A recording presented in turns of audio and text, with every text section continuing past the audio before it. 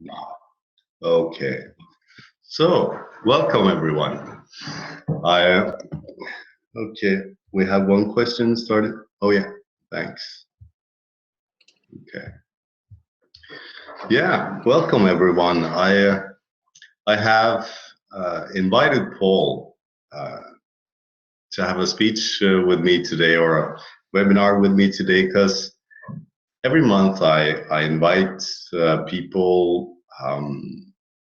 That I've met that I've felt a connection with, or that I admire for their work. And I think, regarding you, Paul, the first time that we met, it was in London, in a seminar bringing the principles to business. And it was just such a light-hearted, friendly, open feeling that I got when I spoke to you. You were just laughing, and it was just a really, yeah, just a really good feeling meeting you. And so I met you once in Oslo also when you were over here, and you just have that lovely feeling about you. So it just felt right, and also I know that you've done some great work with leaders and salespeople and so on. And I've read some of your articles that I've really liked as well. So it just felt really right to invite you today. That's fantastic. Thank you very much. I think the feeling is mutual. Yeah, thank you. I absolutely love your presence. I love being in your company. Yeah. And that's right. We sat next to each other in that conference and we had a good time. Yeah. And preparing for this, we spoke a week ago, in preparation, or a week ago, or maybe 2 weeks ago, I can't remember, but in preparation for this, and we had such fun. And we've been speaking for a few minutes now, and it's funny, isn't it? How kind of like I'm wanting to talk to you. I wanted to ask you questions. I wanted to hear what you've got to say on influence, and I've been holding back because it's unfair for people to miss. So thanks for inviting me. I really appreciate it, and I'm gonna love spending this time with you. Yeah, me too. Okay, so so we'll just jump a little bit into it then, and I'll try to set the stage of what we're talking about today, and just to tell to all of you listening in, this is a webinar with Paul and me on video, and you are watching us, and you're able to send us questions, and we'll answer you. If you really want to speak with us on video, that is also an option. So you just send that to us, and I'll promote you, and we'll have you on video as well. So that's an opportunity that you can use if you want, or we'll just answer questions. So first now we're talking about deep and lasting influence, and I think we're just going to address what we mean by that first, and just go for a little while and have a talk back and forth, you and me, Paul. Love to.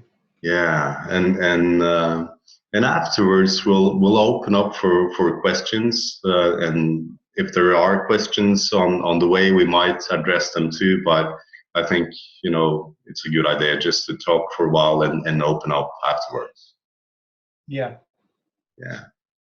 All right. So I call this webinar for deep and lasting influence, and what I mean with deep influence is that it's a soul to soul connection, a really deep soul to soul connection. I did not know what that meant earlier or before, but I'm really looking forward to exploring that now, and also lasting influence. What I mean by that is that it's lasting relationships, building genuine trust and really good relationships. So how do you do that? And that's what we're looking at today. And we're looking at this from what I would say a really new perspective compared to what is out there in sales or coaching today, and what I used to learn, and also, in the old worlds, as I think we're going to speak about how the mind works in the old world and in the new world, and regarding the mind, there is a misunderstanding about where our feelings are coming from, and the misunderstanding is that it's coming from something else than our thinking in the moment, and that's the old world, and in the new world we know how the mind works, and that our feeling can only come from our thinking in the moment. So that's going to be our main point to go back to, as I see it today, and we'll see where we go. I would like to go a little bit into that. Is it okay if I go first into that, Paul? I'd love you to. Yeah. Great. Okay, thanks. I've been last 17 years. I've been in sales in one or another way, and I started in sales because I felt really insecure in myself, really insecure, and I thought that my insecurity came from the past, or that it came from who I was as a person. That was my misunderstanding. I didn't know that it came from my thoughts in the moment. I just thought my thoughts was who I was, just an insecure kid. So it made perfect sense to me to change something in the external world, and so I thought, if I can become a salesperson, I'll learn how to be confident, and that when I talk to people every day, that will help me become more confident, is what I thought, and so I was still, living in the old world, thinking that my feelings of confidence would come from what I was doing, my job, and working as a salesperson, and so I started working as a salesperson, and I kind of learned my products. I learned all the things that I thought would make me more confident. I learned sales process from A to Z, and I thought, I became pretty good at that, knowing the process. But I also had to go from A to Z in the process. It felt like my security came from going from A to Z. I was not flexible at all. I had to do it like this and like that, and just go from A to Z, and so that's where I went first, just believing my feelings came from the process. Does that resonate with you, Paul? Oh, massively. Yeah. Yeah, absolutely. Yeah. Smack on, bang on. I mean, I was in sales for a similar amount of time, and it was like, kind of like, I kind of knew that my feelings came from me. So, but I was in this kind of split world between thinking it's me, but no, because having that difficult meeting or working with that difficult character was making me feel that way. So I was very, very confused, very confused, unsettled, um, and changed my circumstances, changed jobs, changed where I lived, changed what I would and wouldn't do in work wise, you know, what I'd put myself forward for. Because, try and protect you. We try and protect your feelings. We want to feel good. So if we think we're going to go and do a presentation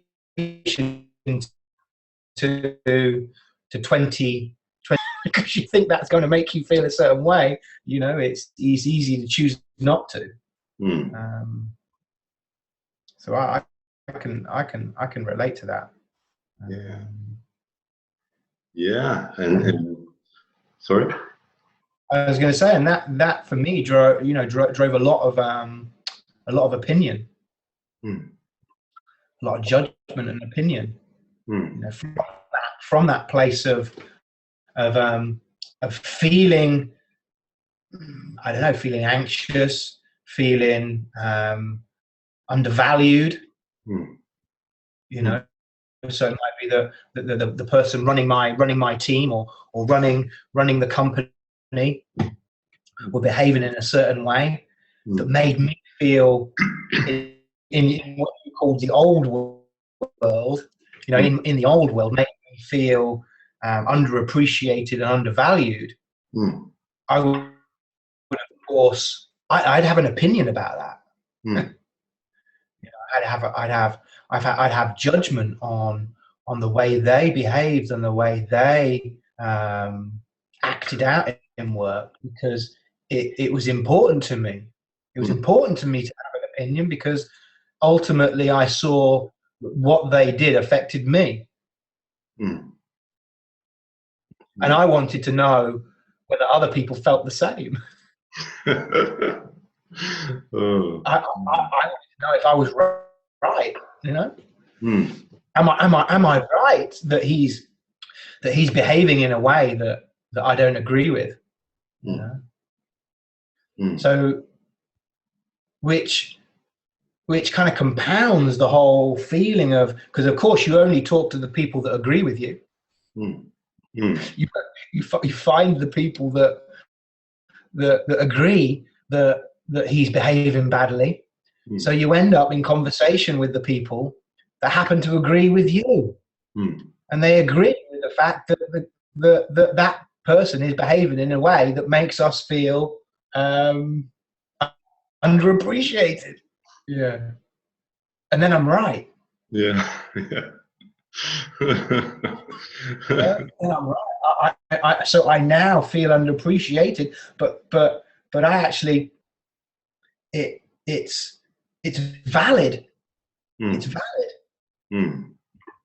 I don't see that. I don't see any variable in my state of mind. I don't see any variable in my perspective. I don't see any variable in the quality of my thought. That if you could look, if you're saying that's in the new world, then that was completely blind to me. I had nothing, no view of that, because it was real. And of course, with that perspective, it ultimately affects the way people behave, the way I behaved. So I would behave according to feeling underappreciated within that company. And for a salesperson, that's suicide. Yeah. So innocently at times, I absolutely jeopardized my job and how well I could do it based on something that wasn't true. I mean, kind of looking back, it sounds, it sounds like a crazy thing to do, but don't it? It's like, why would I do that? Yeah, but when we don't know where our feelings are coming from, that it's our thinking in the moment, we're just blind to what's going on. I just reminds me of salesperson that I coached for a little while back, and I was hired into a company to work with their sales team and their leaders, and and she was coming into the coaching conversation, and she was crying, and told me that she was scared to death, scared for her life. That's the words that she used, and I was kind of, okay, so what's going on, and what she was thinking about. She was, they did something with the budget, and so that's something that they did with the budget. She felt that what they did with the budget made her scared for her life, and so I asked her, so what what are you so afraid of with that budget? And and she said, I'm thinking about, if I go half a year earning much less than I do today, then I'll live on the streets with my son, and that makes me afraid, really afraid. And so in that old world, she did not see that feeling came from her own thinking. She just thought that came from, you know, from changing the budget. And suddenly we talked a little bit, and she saw that her feeling came from her thinking about the budget and about the future, and what could happen, and when she saw that, she changed. She was just super scared and crying, and suddenly her face just changed into whoa, it's not true just because I think it to be. It's not true. So all day she hadn't sold anything, and this was before lunch, and I talked to her from 12 to 2, and she went out afterwards, and she felt calm because she knew she had just thought it up. It wasn't true because she thought it up. So she was calm again, and she had 4 sales in a row just because, she realized that she's living in the feeling of her own thoughts, and she doesn't have to take them so seriously. Yeah. Isn't it amazing? Something so simple. Yeah. So something so simple can have make such a difference for people.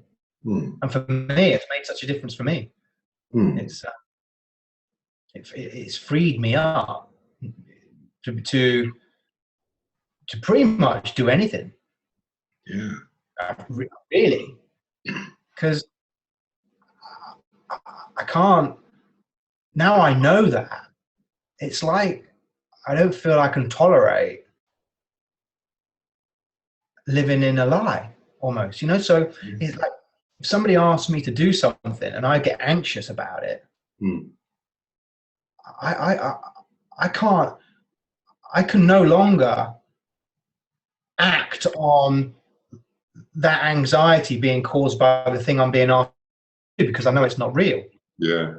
It's like, so and I've left the corporate world. I've been outside the corporate world now for 2 years. As you know, I set up Innate Thought, and I work with people sharing this understanding. But before that, I'd come across the principles while I was in the corporate world. So I saw the benefit personally for me in a business environment.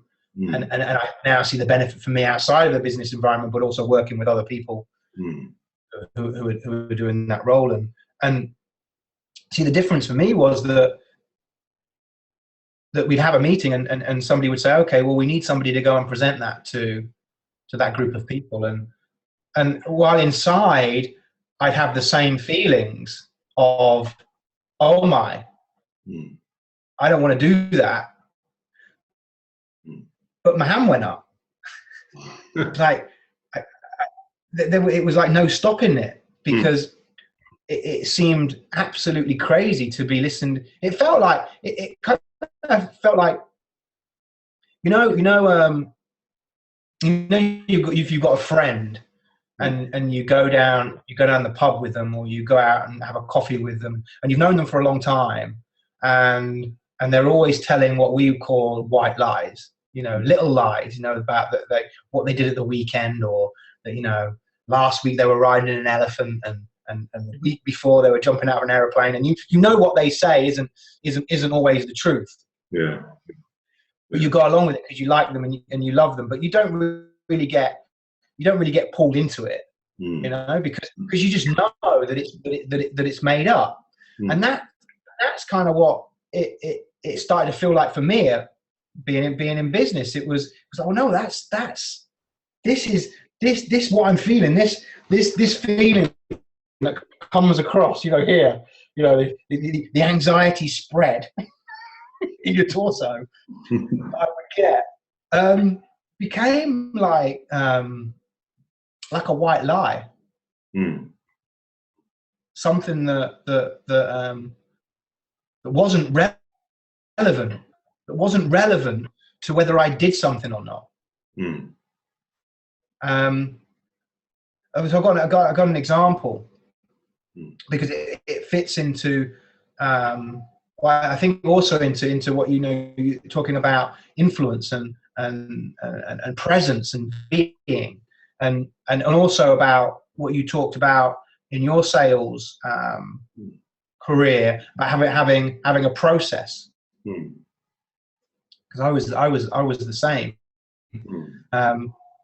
I used to sell technology solutions to financial institutions, so to banks and hedge funds.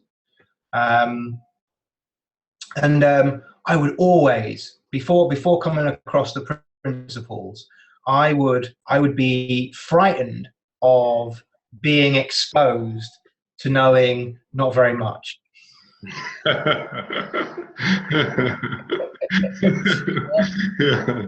I was a pretty insecure. I was an insecure guy, strapped in a secure suit. I put my secure hat on and my secure armor on, and I go out into the world, but scared that somebody might discover that I was insecure and I didn't know what I was talking about.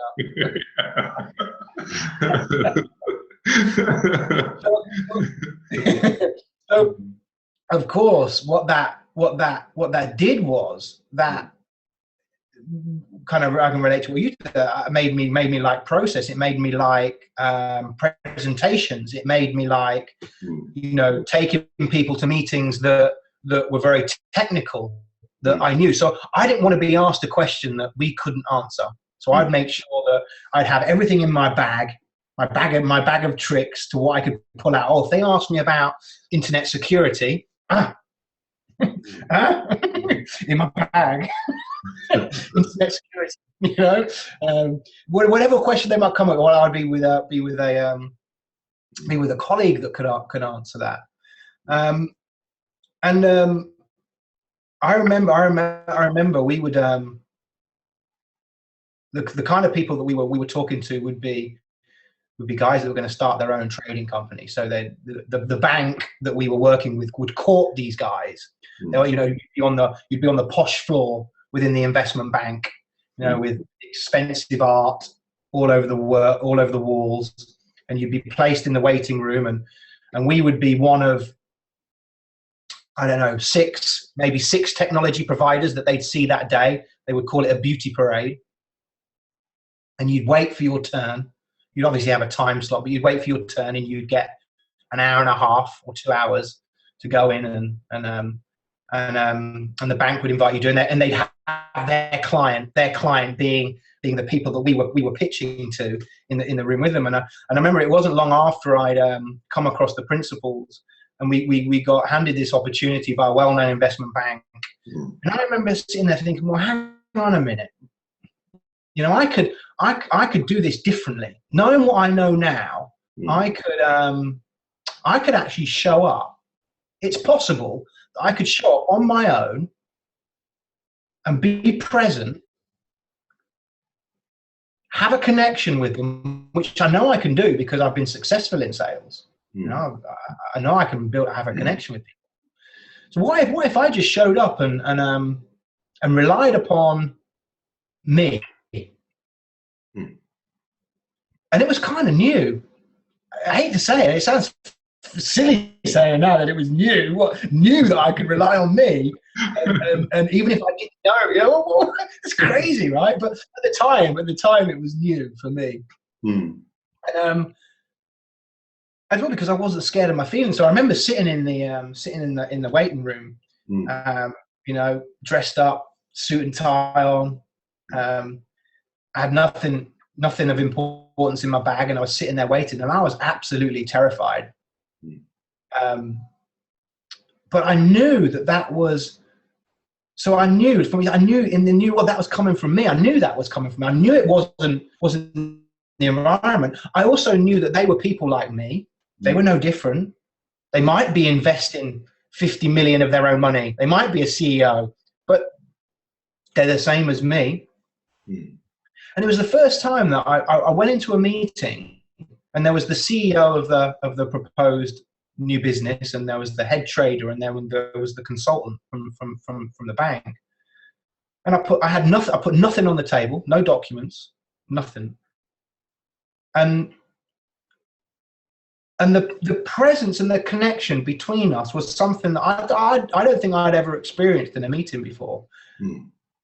And obviously, looking back now, the meeting went well. I mean, I couldn't answer some of the questions, but that was fine. I described, you know, our business in a way that I'd never done it before. I talked in a new way. We connected. We were present. The meeting went on for an hour and a half. Made no notes. Now, I'm not saying we mustn't make notes. I'm just saying how it was. You know, I made no notes. I kind of came out, remembered all the information. And I got home that night, and I was sitting on the settee with my wife, and an email came through, and it was from the CEO in the meeting, and he just emailed me to say, he said, "Hey Paul, we've seen 6 providers today, but I just wanted to let you know that your presentation," and it wasn't a presentation, it was a conversation. You know, your presentation was by far the most engaging that we've had all day. I can't wait to see your proposal. Right now, in my world, in that world, that doesn't happen. Right? That just doesn't happen. And it showed me something really important. It showed me that at the essence of everything, the only thing that matters is our presence and how the way we show up. And if we get that foundation, everything else just takes care of itself. And we don't need anything for that foundation, because that foundation is us anyway. You can't create that by having your techniques and your tools. Yeah. You know? Yeah, I think that's really talks to what I, you know, mean when I'm talking about the new world of influence.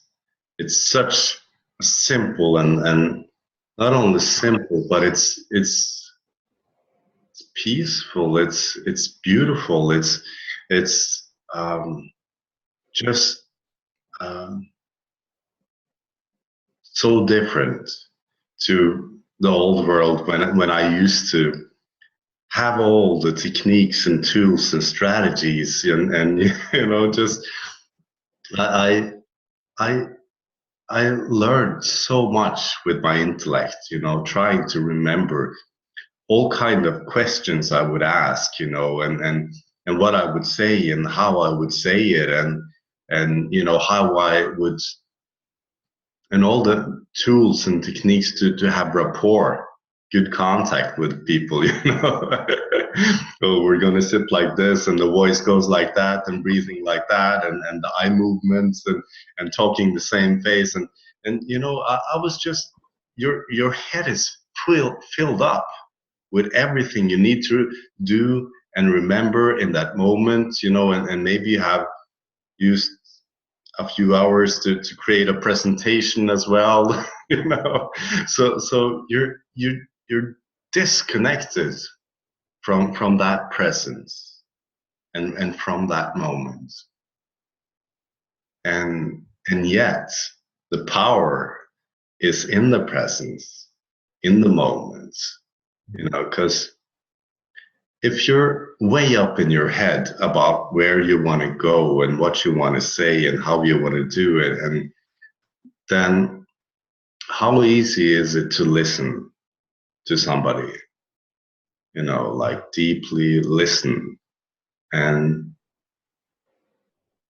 if you don't listen deeply to somebody, how is it possible to connect with them deeply?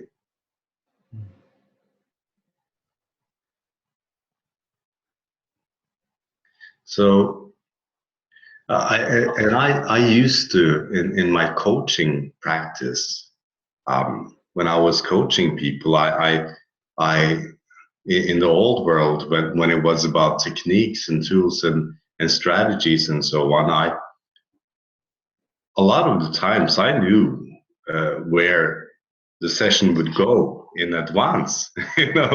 I knew almost what we were going to talk about and how we were going to talk about it. So and you just lose that connection and that presence with somebody, and it's so different now, when you just slow down and listen and use our common sense with people. It's not like, you can learn a strategy and it will work every time. It's just an example of that. I had a coaching session for, I don't know, a little while back. This was just in the beginning, when I came into understanding more of state of mind, and we were sitting there and I was listening, and we were deeply connecting. We were connecting as good as, we had both tears in our eyes. She was talking about what she was really afraid of, and she was also talking about her heart and the love that she had inside that she wanted to give to other people, and I was really present to her, and I asked her, my common sense just, ask her, I asked her, why are you being so egotistical and holding back that heart? It just came out of me, and it felt like really, in a way, confrontational, but the feeling was just there, and it changed her there and then. It was just a beautiful session. And then my mind started thinking, oh, I just need to ask that question, And so I took that as a strategy to do something to do in the next session I had with somebody else. And so we kind of connected, and then I asked them, why are you being so egotistical? And the feeling was not there, and it was just like, that's a weird question to ask. It never feels like it's enough being us. Yeah. I always kind of think like no, there must be more to it. There must be more to it than me being me or you being you. Because you were just being you, and it worked. Yeah. Like, and that's when it does work. Like when it's you being you, and it works when it's me being me. But then what happens is I be me, and something works, and then I think, oh, that's what worked. You know what I mean? It was the thing I chose to do in the moment, not me. But it's a funny one, isn't it? It's like I'm so insecure. Like so it's never ceases to amaze me how much I can take myself away from just being me, and being absolutely okay with me and who I am in the moment. And in my view, it's that insecurity that we see all around us. Yeah. And because it just seems too simple, or not even possible, that we could actually just show up to life, whether that's in business, in a relationship, in a coaching session, on a sports field. It doesn't seem to many people viable to just show up and be themselves, or for me to show up and be me, because I feel that there needs to be more. Yeah, and I think also, I can really resonate with that, and I can understand that thought too, that it needs to be more, because when we don't understand our feelings and our thoughts, and we have insecure thinking, it seems like it comes from the situation or the person, or something other than our thoughts in the moment. It just makes perfect sense that you need something more, in a way.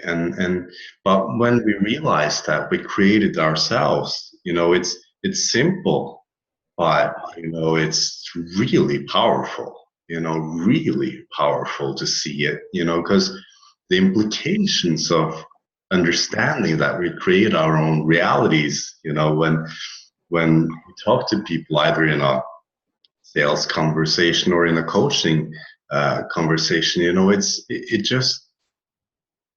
it's huge because when we're disconnected with ourselves and our confidence, we behave thereafter.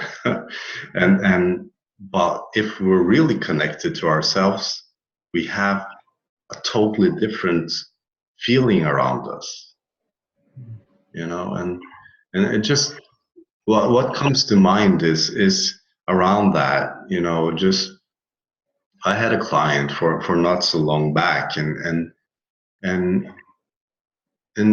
she had made some she had started seeing her life more hopeful, and she thought it was something that she did, tool that she used that made it. And I kind of tried to say that in a nice way to her, the best that I could.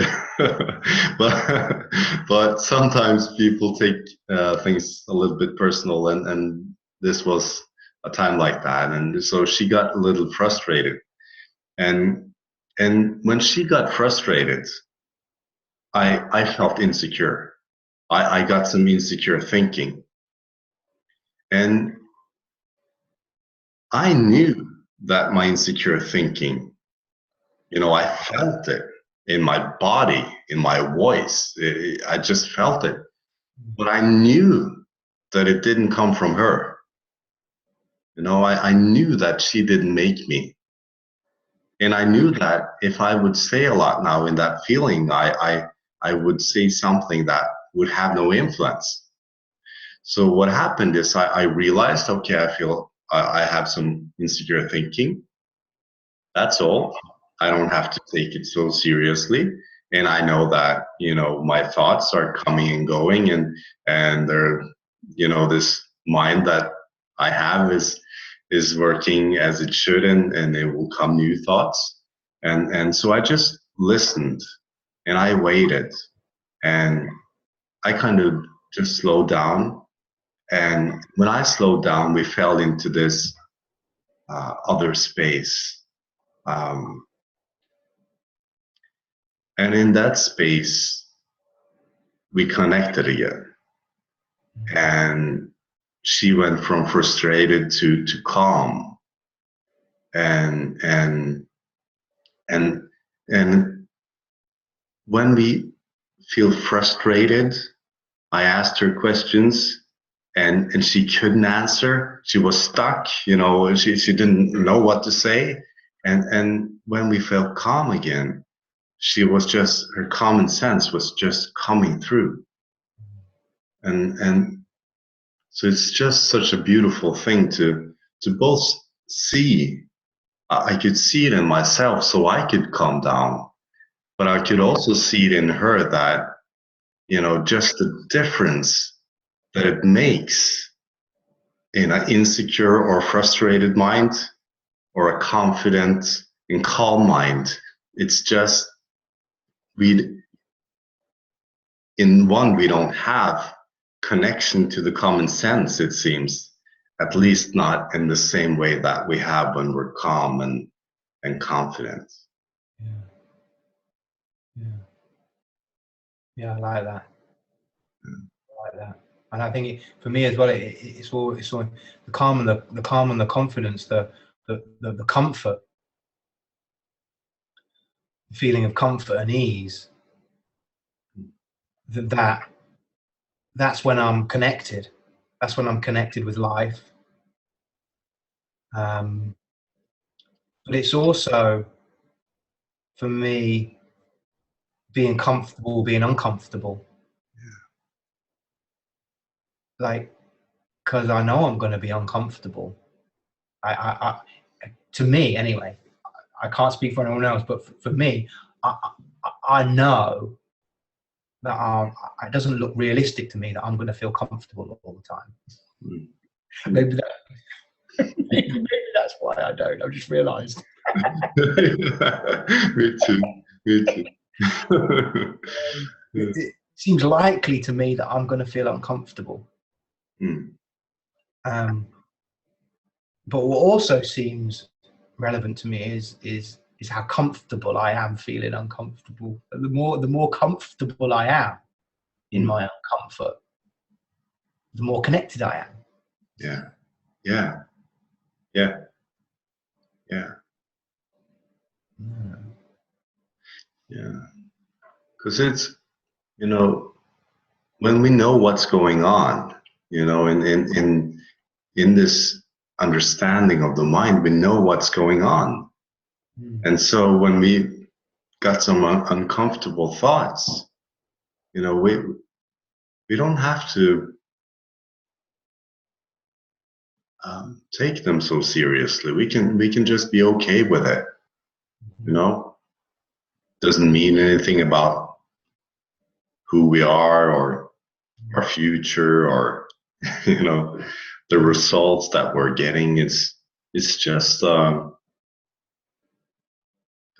contemporary state of mind.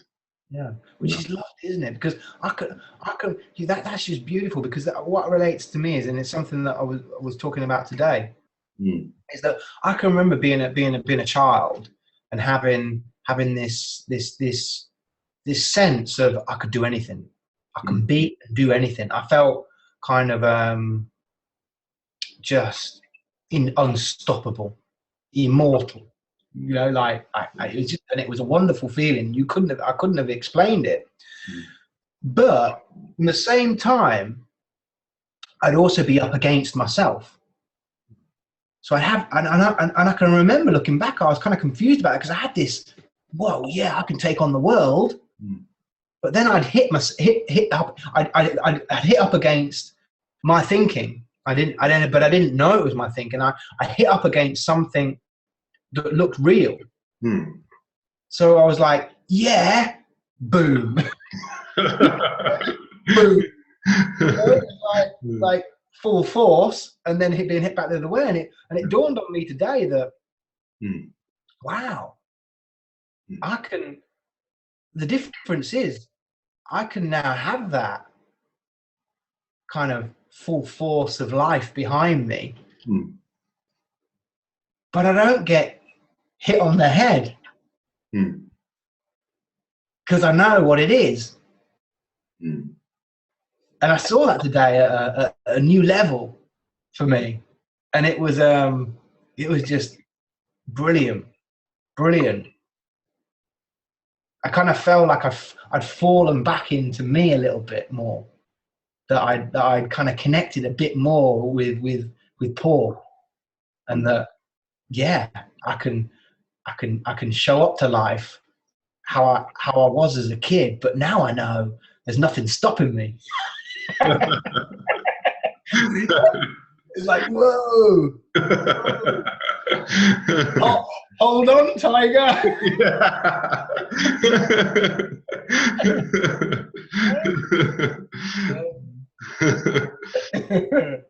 Wow. Yeah. That's really nice.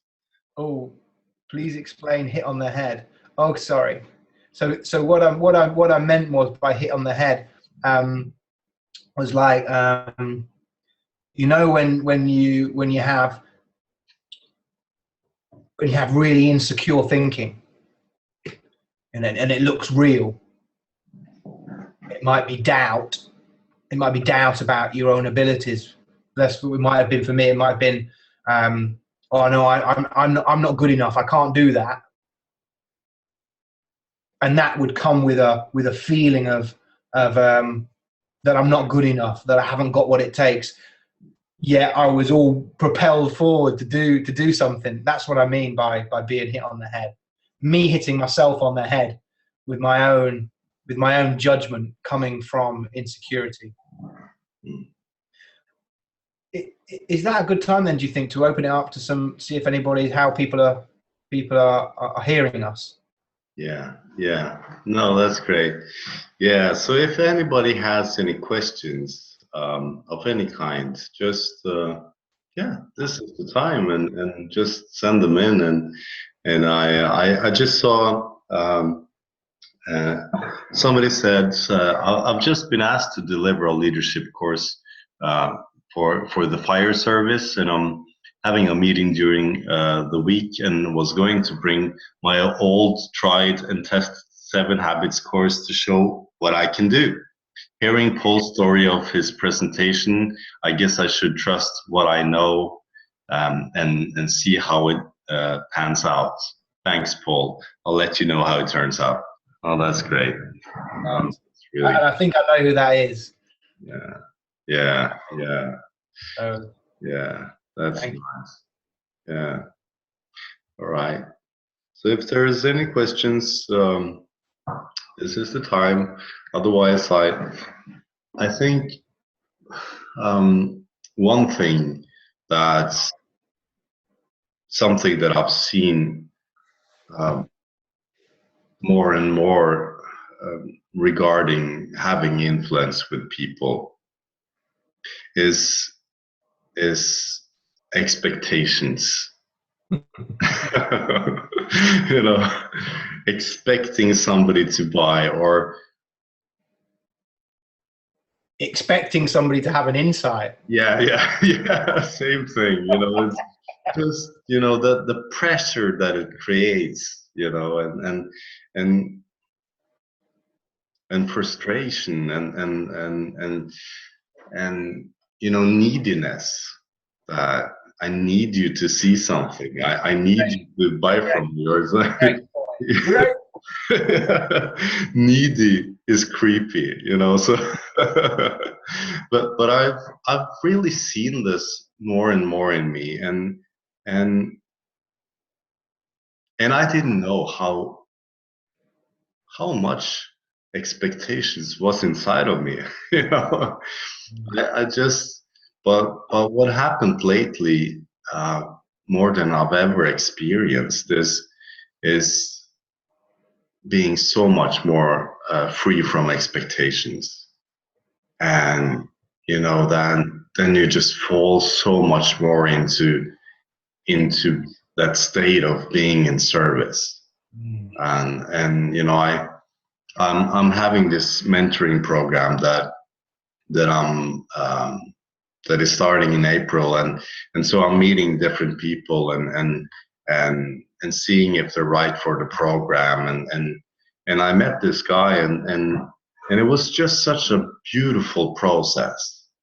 I never sold anything. I never expected anything. I was just uh, inviting him to a meeting, and he was curious, and we just talked about life. The first meeting he was kind of um, a little bit skeptical and holding back, and I wasn't expecting anything. I was just hanging around, just being interested, not interested like a strategy, because you should do that if you want to influence somebody. That's the way I do it. Yeah. But that's the way I used to do it, and in a way that might work as well. But when you come from that place of service and just seeing if you can help somebody, just really, really connecting and listening and just being open and not expecting anything and so the first meeting we just connected. Second meeting he kind of um, was expecting me to sell him. Yeah. He would be, wouldn't it? Yeah.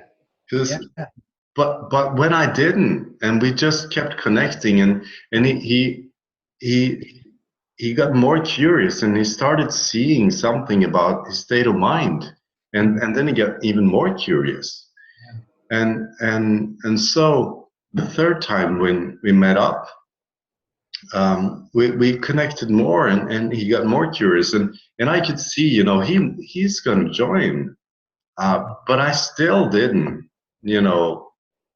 I just waited, and when I met him now, just a couple of days ago, he was just like he said to me. I knew before we were going to meet today that I was going to join, the program, and I kind of knew that too, because you can just feel it.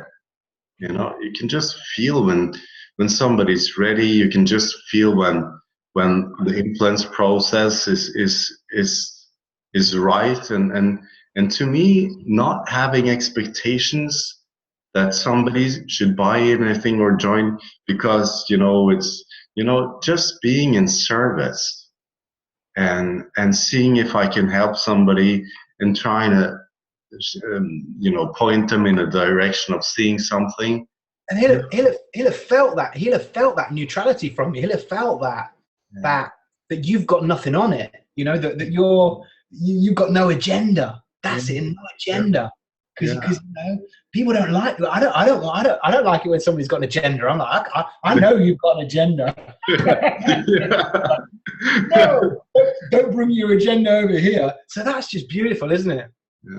Yeah. And I wonder why. Do you think some of that as well was because like when you haven't got when your well-being, or when your comfort, or your ease and your peace of mind isn't related to an outcome, because mine used to be related to an outcome. Because if I made money, if I made the sale, if I hit my target, I saw that as giving me peace of mind. If my client paying me money and gets an insight and they change their life, then that's I've got an agenda on that.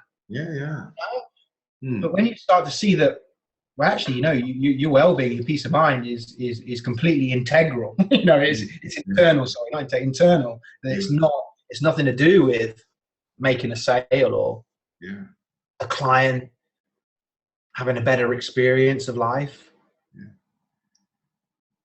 Do you think does that resonate with you? Yeah, so much, and that is you know, we're talking about this now, and it's so huge, you know, for coaches or leaders or salespeople.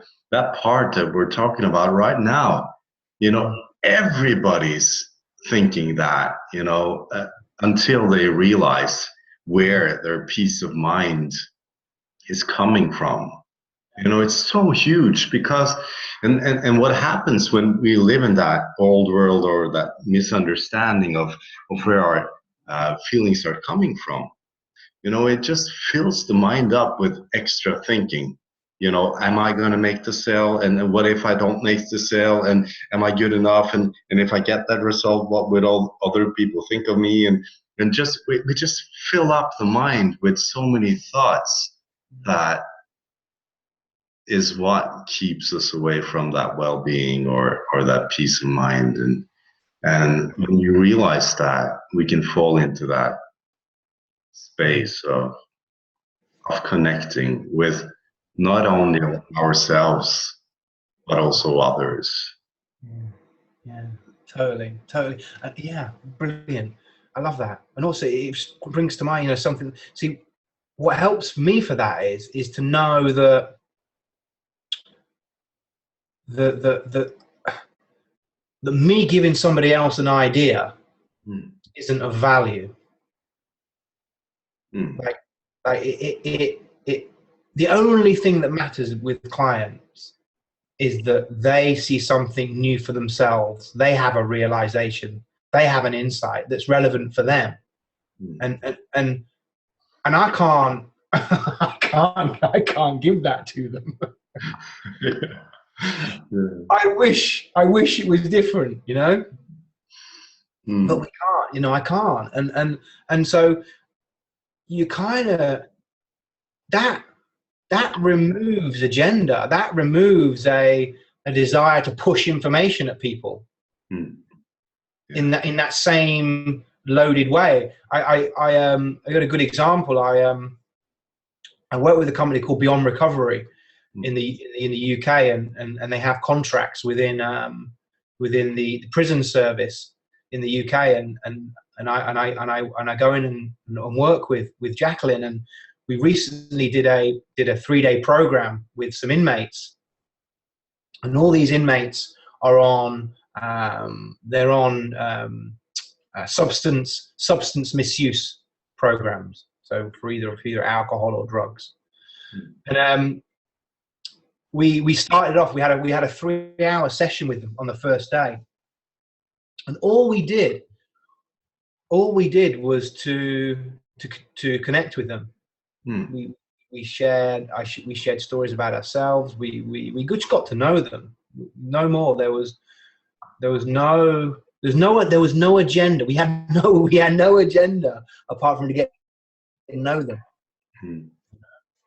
get comfortable with each other. And it wasn't until the last day, on the third day. We had a fantastic 3 days, incredible. I mean, absolutely incredible. We could do a webinar on that. But a couple of the guys said at the end, you know what? We were so intrigued. On that first day. We went back to ourselves, and we were so curious. We just couldn't wait to come back on the second day, because it was the first time that we said we just weren't used to people not pushing information at us. They're trying to get us to learn something. Oh, you need to learn this about addiction. You know, you need to learn this. If you learn this, you'll do better. And of course, we know that that's just not helpful for people. What's helpful for people is to have their own insight that's relevant for them in their life. Not a good idea from me. Are we seeing questions come in here? I just before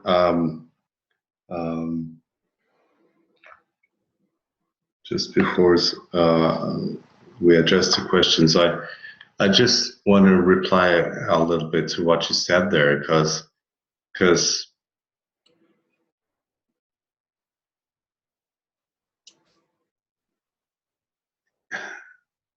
in an influence situation, either if you're a coach, salesperson, leader, parent, whatever, it's always in the connection, you know. And I didn't realize how big that was, but also, the connection. But how are you supposed to help someone and be in service with somebody if you don't really get to know them and understand their world? How is it possible to show someone else a new world if you don't know the world that they live in? And that's just become more and more. I just see that more and more. I I, I thought I listened well earlier, and I knew I didn't. And now I just see how, the connection and the listening. That's it. You know, Understanding state of mind, of course, and how it works, but the connection and the listening. Yeah, totally. Yeah. Is it- I'll see if there is a question here. I am curious about needs and expectations of people and myself to have a certain outcome. I know this to be an illusion, but I have a free will and have a presence. No preference, or is this preferenta an illusion too?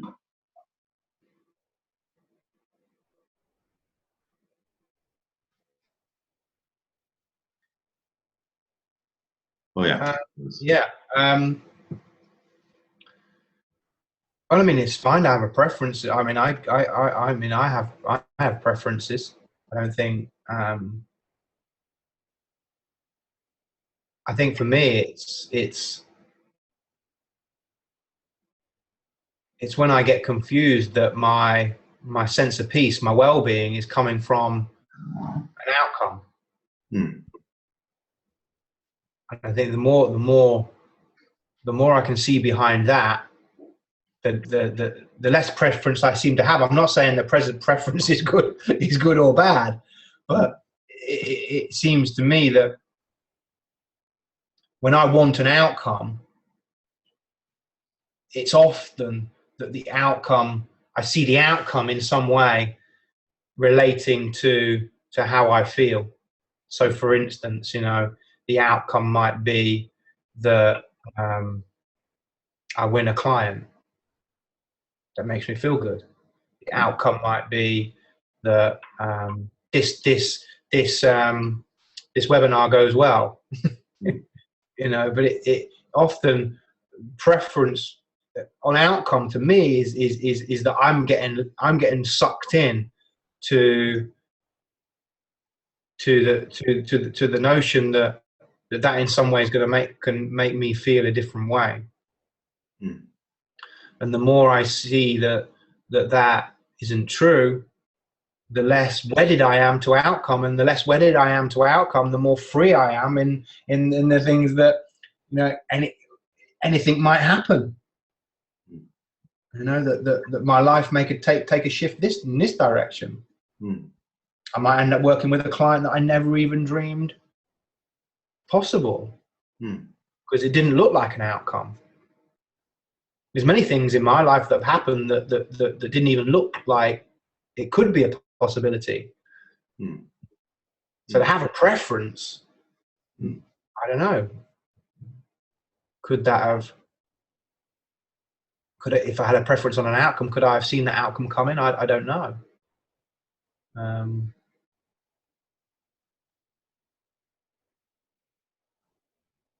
But yeah, I suppose I still do get preferences. I still have preferences, and I don't, I suppose it's not all that. I mean, sometimes I have a preference and I want a chicken burger. Yeah. I want a chicken burger and I don't want a salad. Yeah.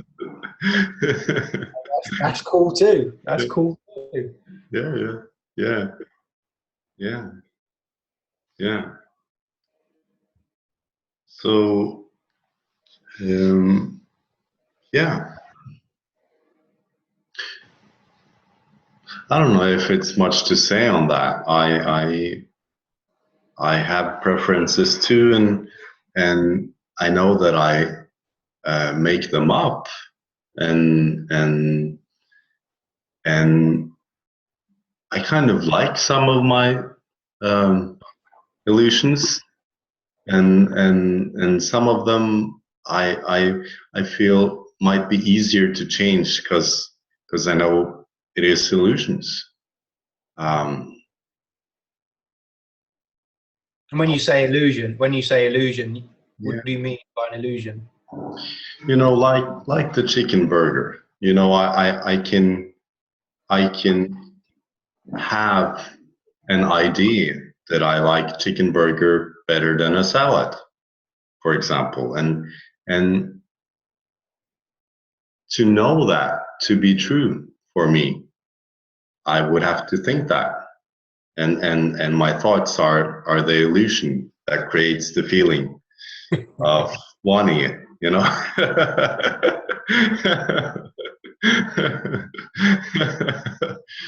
Yeah. But like you said, I'm happy to go with that. Yeah. Give me the chicken burger. But I changed my preference when we're talking about food, because I used to be really picky with food, like really really picky. The first 30 years of my life, because I thought I was a picky person, and I thought that was true. So before I started realizing um, that I made it up, that I'm a picky person. And when I saw that wasn't necessarily true, I could be more curious about what I hadn't seen before, and I started having new preferences within food, and being much more open to food. So I've gotten a lot of new preferences. Yeah, right. Yeah. Yeah. Yeah. Okay, so is there any more questions? I think we have. Oh, just thank you. Yeah, you're welcome. Is there any more questions regarding what we've talked about? Does it, or even if it's not questions, are people sitting there and does it make sense? Yeah, Can people relate? Can you relate to what we're saying? yeah. Do you like what we're saying? It'd be nice for you to just say, yeah or no. Have the right question. It could be as simple as, yeah. I don't feel needy on getting some feedback either. I'm okay if you don't. Me too. Yeah. Uh, Okay, so we have uh, yes, I do like it. Does make sense from Anko smiling. That's nice. oh, I love that question. Yeah, and How do you avoid having an agenda when you really have an agenda? That's so yeah, yeah, well, I don't think you can. yeah. I don't think you can. You have an agenda, so Yeah. Do you want to go on that first, or? No, feel free. Go. Yeah, you go for it. Yeah. I think I just said my bit. Yeah. Well, I think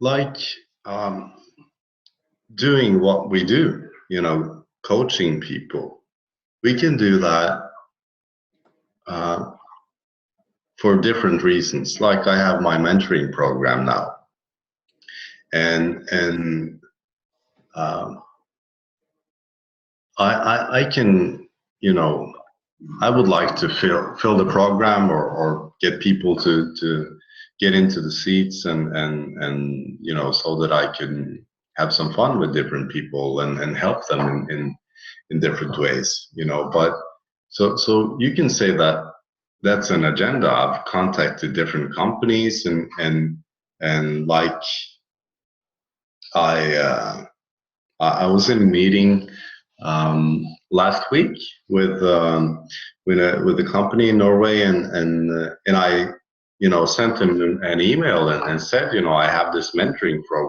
program that's really valuable for both salespeople and leaders, because that's what he was doing. It's valuable for others too, but that's the way that I sent the email over, and would like to see if I can have a meeting with him and see if I can be in service. So we had a meeting, and I so in a way you can say I had an agenda, but I didn't have any expectations of anything in the meeting. I was just there, and I wanted to connect and just see if I could help them, and in any kind of way show the relevance to what I'm up to and what I'm doing. And we didn't talk about the program. I think it was about 55 minutes, the meeting, and the meeting was all about what was their situation and frustrations and challenges, and I was just listening and asking questions, and just in my mind seeing how can I help, and can I help, and just trying to see if I can show him some kind of relevance. And he was kind of not interested to open up too much. So but at the same, I didn't care about that. I was still just seeing if I can help him. So you had an agenda. Yeah. And then you don't have an agenda. So it's like you have an agenda, and you know, from what I'm hearing you say is you know when agenda's helpful and when it's not. Yeah. So like you saw that, no, because if I have an agenda now, my hearing goes like this. Yeah. Yeah. So you from what I heard you say is in that moment you realized it wasn't helpful for you to have an agenda, because then you go like that, and you're taking in. Yeah. Yeah.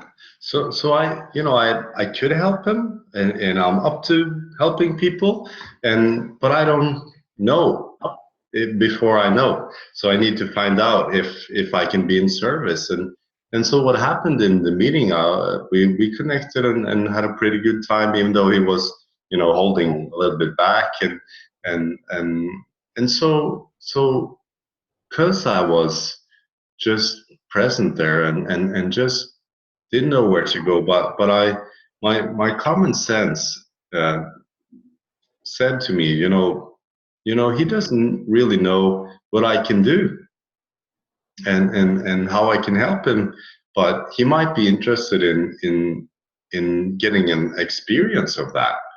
So I asked him, would you be open to having an experience with me, with a few of your people, and we can talk about the program afterwards if you like, the experience of talking to me.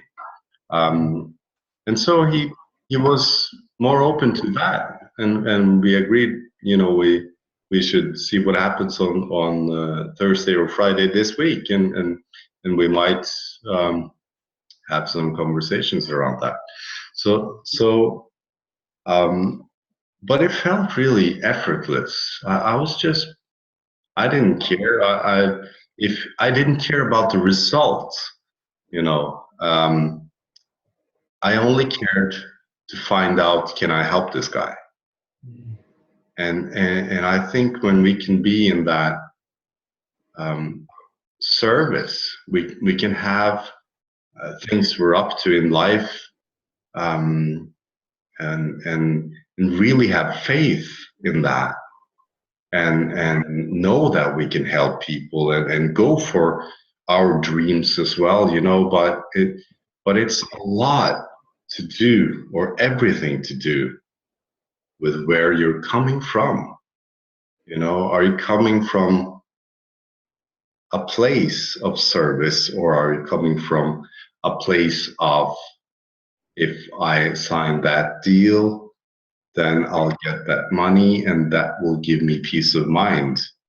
And the first is the new world I'm talking about, you know, being in service and understanding how your state of mind works. And the second is the old world, where you don't understand how your mind works, that you believe that you need something outside of yourself to help you feel something inside. But it's just a misunderstanding. Yeah. Yeah. Yeah, I like that. I like that. So there's another question there. I'll read it out. Shall I read it? Yeah, sure. I believe that in sales I believe that in sales situations, it is important to ask questions in order for the prospect to evaluate aspects about the situation that the prospect might not have thought about. For example, selling a fire alarm system. When questions are making the prospect think about the risk of charging the mobile during the night. Okay, so yeah, so I don't think that's a great question, but I'm certainly not referring to the kind of content of what we might talk about. I guess, you know, you could look at that and say, yeah, you're absolutely right. You know, to look for somebody's safety in their house, it makes sense to have a fire alarm. But that message of delivering that and asking those questions, for me, the most important thing is always the connection, the where I'm coming from, which I think is what Kjetil was just saying. You know, where am I coming from? Am I coming from a place of service, or am I coming from a place of gain to get something? You know, am I interested in having a connection with somebody? If I'm interested in having a connection with somebody, then I need to look at me and see where I'm coming from. You know, where I am in that moment. Am I secure or am I insecure? Am I in comfort? Yeah, that's what's important to me. Yeah, and then everything else on top of that will make sense at that time. So absolutely, you know, it's important, obviously, to you know, you want to ask questions and do all those things. But I'm certainly trying to point to something kind of more fundamental than that. That it's where I'm coming from that's important. Yeah.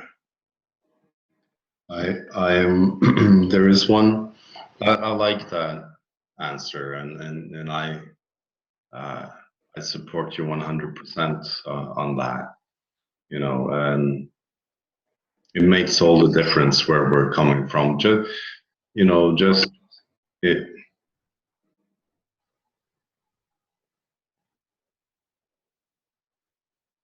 it's just when we come from a place of service and caring, it's natural to be curious and ask questions. It's just, you know, and it just flows so much more simple when we have an open mind like that.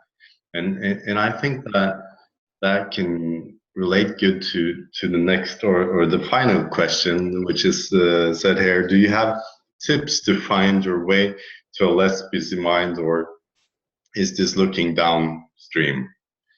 Yeah, well, there is no techniques or tools that, you know, you can use, but I can share something on that that's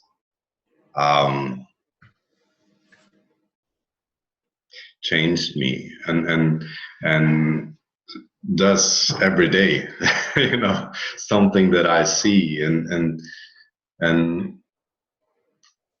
actually on the seminar that we met, Paul, bringing the principles to business, in London for, I don't know, 1.5 year, 2 years ago or something like that. And then I was sitting there listening to the mentors having this program, and in my mind, I was sitting and thinking, who is the most fun of these? Oh, now Barb is most fun, and now Aaron is most fun, and I was kind of sitting there and judging them, and it looked to me that my feelings of being entertained came from them in a way, and how they were doing, and a little bit my thinking, but I just really realized how judgmental I was, critiquing, their behavior, and evaluating them, and just and when I saw that, and we were talking about state of mind, something happened in me that I just saw it so clearly that I created this critical reality. And when I saw it was just like a balloon that you popped, and that feeling of critique was just went out of me, and I was filled with a totally new energy. I can still remember my face when we took pictures afterwards. I was just filled with this inspiration. Inspiration, is in contact with your spirit, in spirits, and in contact with yourself.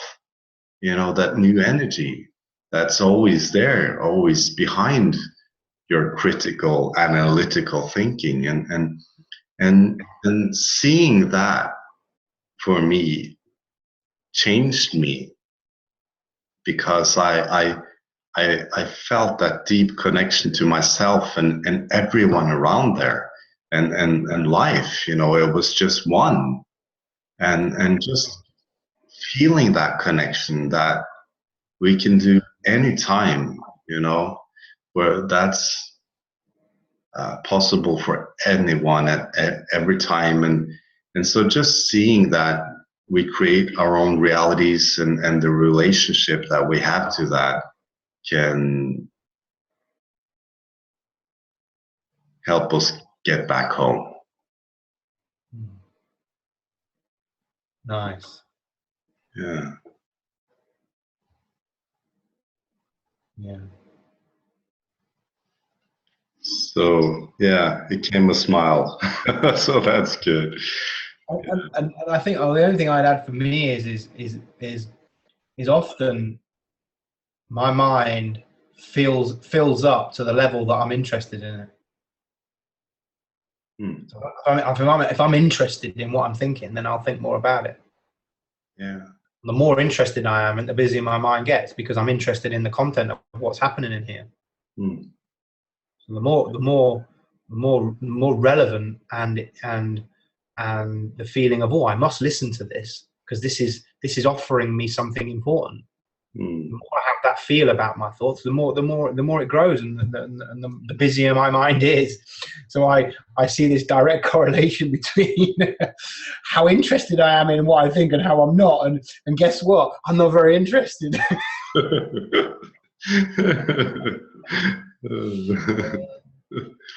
So that's helpful for me. Yeah, that's great. I think we're almost at the end of the call now. So yeah, I just to.